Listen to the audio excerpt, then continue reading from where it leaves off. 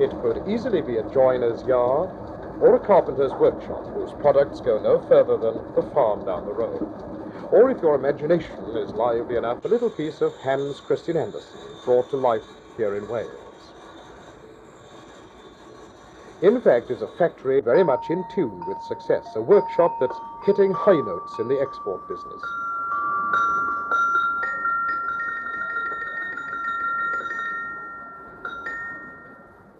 Here in this unlikely spot, a disused chapel hall in the centre of Rhayader, 12 Radnorshire people are busy making music for as many as a dozen foreign countries.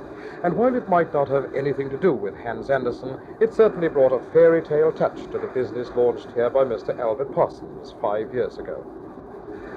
In a hall that once echoed with melodious Welsh voices, the sweet sounds of success are now these. The voice of the side drum,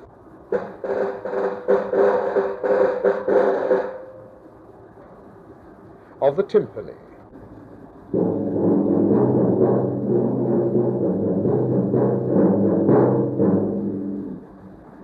and the tambourine.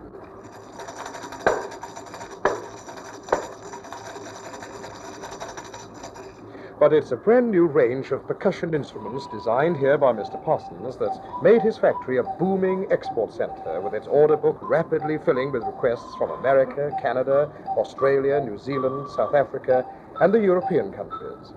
Demands for his xylophones and glockenspiels and chime bars that are already playing their part in orchestras in many parts of the world.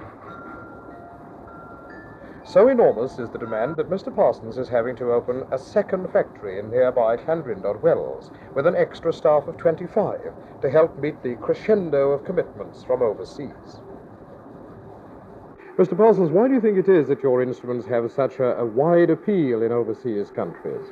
Well, simply because there's such a wide range of instruments. We have the diatonic instruments, we have the chromatic instruments in glockenspiels and xylophones.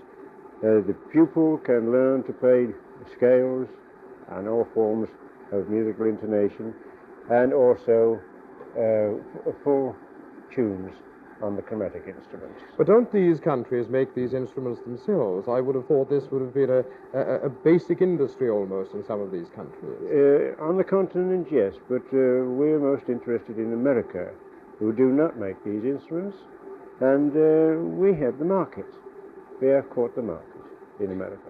Now, you've become quite a major export center here in Rhayader. To what extent are you able to close the trade gap, as it were?